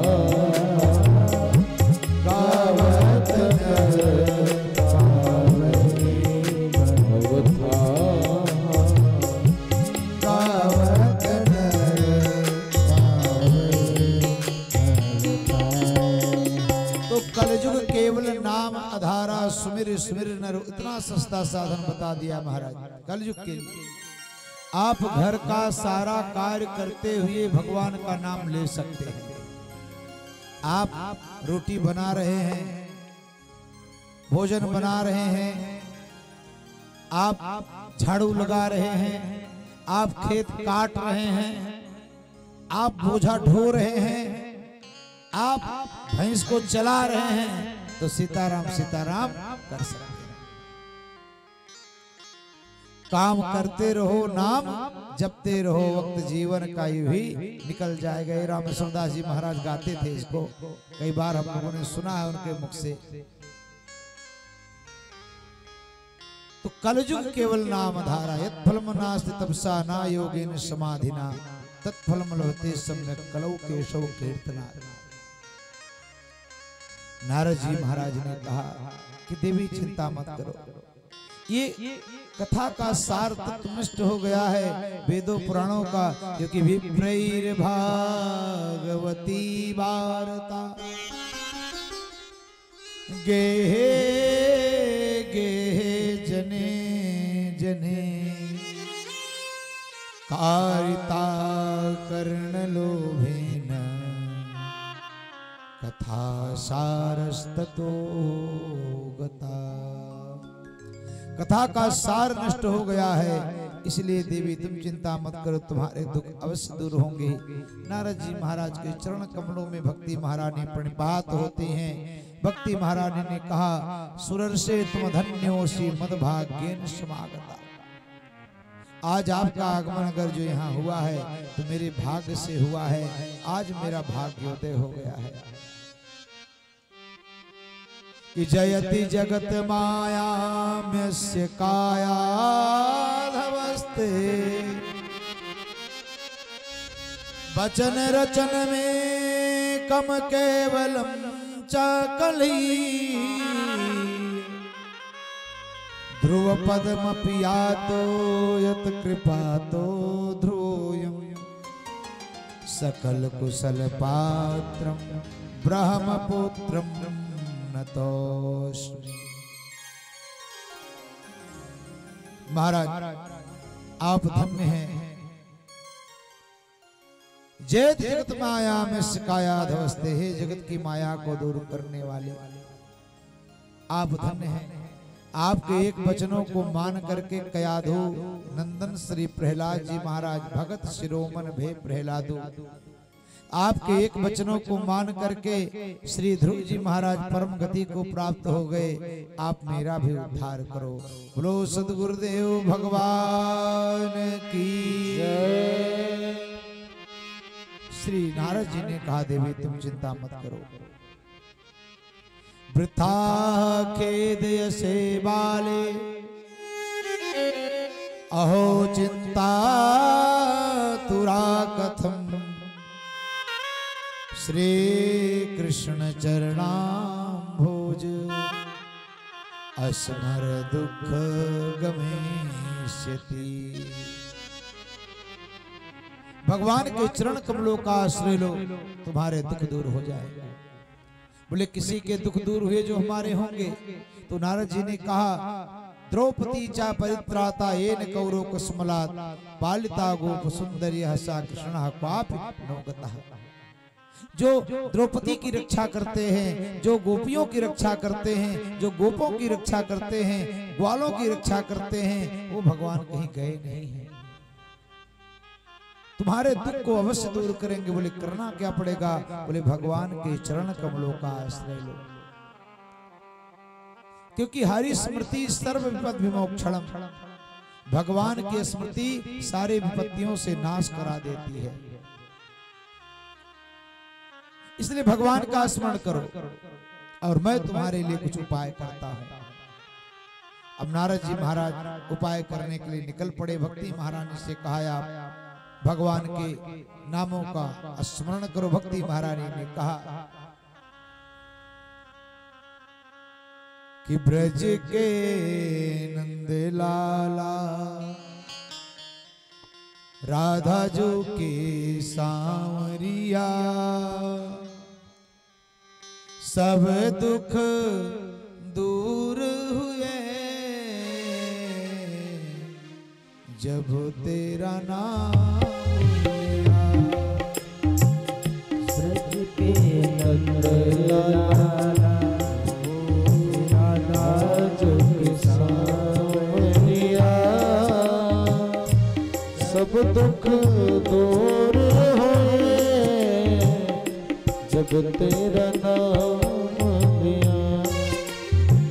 ब्रज के नंद लाला राधा जो के सांवरिया, सब दुख दूर हुए जब तेरा नाम लिया। ब्रज के नंद लाला राधा जुग सांवरिया, सब दुख दूर हुए जब तेरा नाम लिया। राधा पुकारे तुम्हें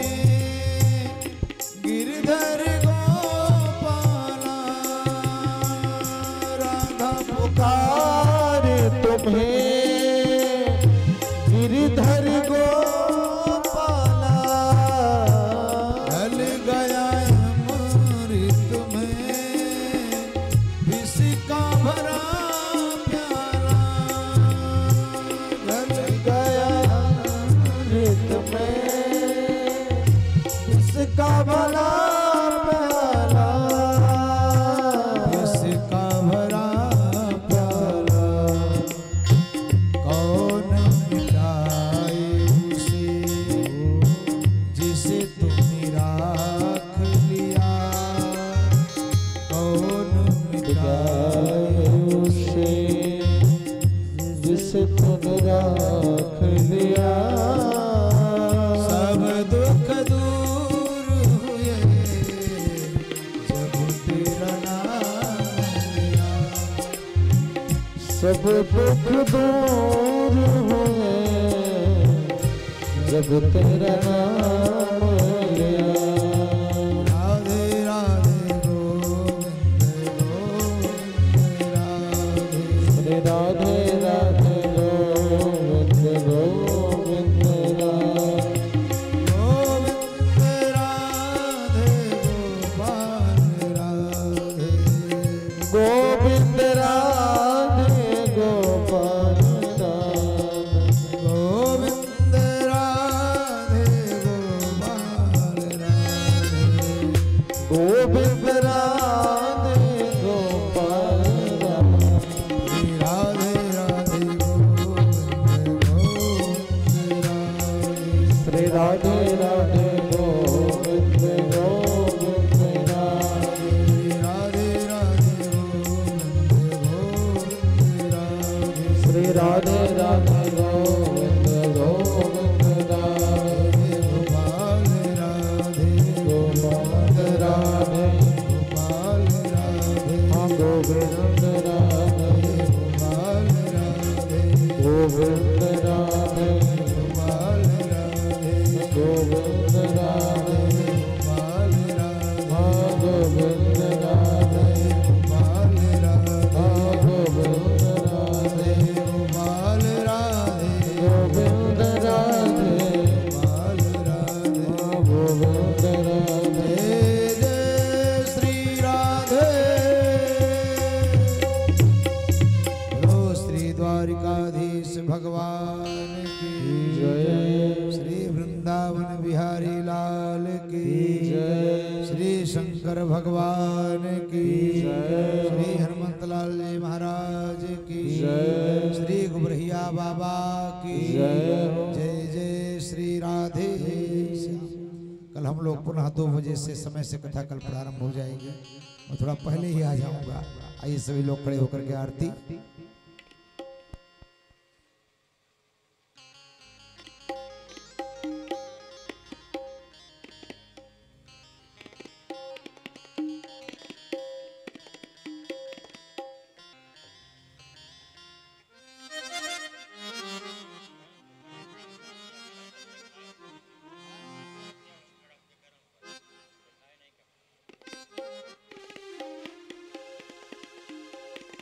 यहाँ खड़े होकर आरती करिए। यहाँ से पूर्वाभिमुख करिए। जय जय श्री राम। हरि ओम चंद्रमा मनसो जातक्षसो सूर्यो अजायत श्रोत्राद्वायुश्च प्राणश्च मुखादग्निरजायत। हे गोपाल कृष्ण करो आरती तेरी। हे गोपाल कृष्ण करो आरती तेरी। हे प्रियापति मैं करो आरती तेरी। हे प्रिया प्रेम करो आरती तेरी। जब वो कान्हा बलि बलि जाऊं साझ सबरे तेरे गुण गाऊं। प्रेम में रगे मरगे भक्ति में तेरी। प्रेम में रगे मरगे भक्ति में तेरी। हे गोपाल कृष्ण करो आरती तेरी। हे गोपाल कृष्ण करो आरती तेरी।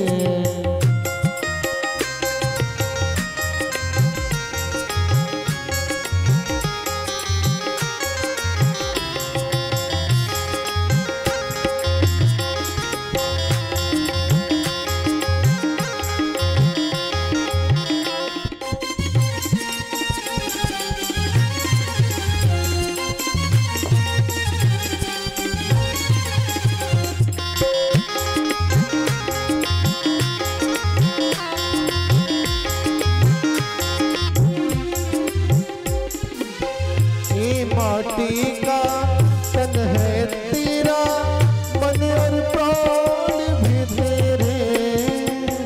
ए माटी का तन है तेरा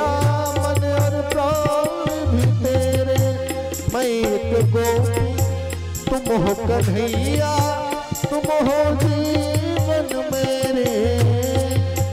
मैं एक गोपी, तुम हो कन्हैया, तुम हो जीवन मेरे। कृष्ण कृष्ण कृष्ण रटे आत्मा मेरी, कृष्ण कृष्ण कृष्ण रटे आत्मा मेरी। हे गोपाल कृष्ण करूं आरती तेरी, हे प्रिया पति मैं करूं आरती तेरी।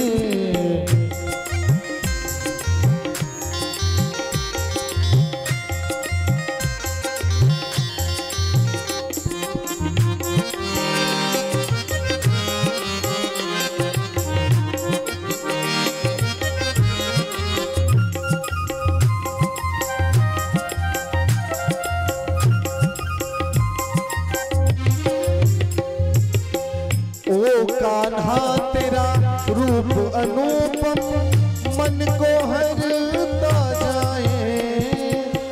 वो कान्हा तेरा रूप अनुपम मन को हरता जाए।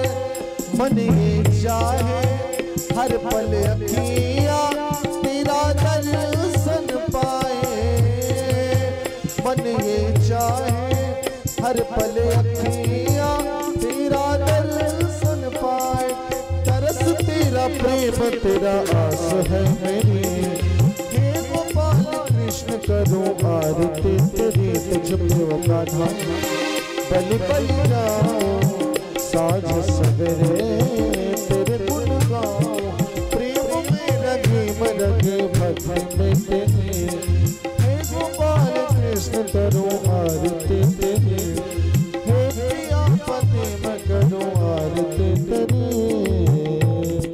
कर्पूर गौरम करुणावतारम संसार सारम भुजगेन्द्रं सदा वसन्तं हृदयानि भ्रमं भवानी सहितं त्वमेव माता च पिता त्वमेव बन्धु च सखा त्वमेव वेदा द्रविणं त्वमेव सर्वं ममेव ते। कायेन वाचा मनसेन्द्रियैर्वा बुद्ध्यात्मना वा प्रकृतिं स्वभावं। करोमि यत् सकलं परस्मै नारायणाय समर्पयामि। हरे राम राम राम हरे कृष्ण कृष्ण कृष्ण हरे हरे। हरे राम राम राम कृष्ण हरे राम हरे हरे हरे राम कृष्ण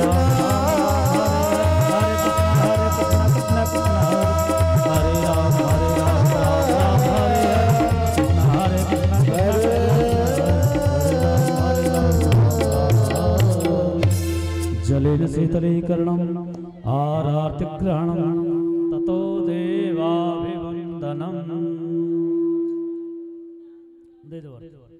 बोले श्री सीतारामचंद्र भगवान की।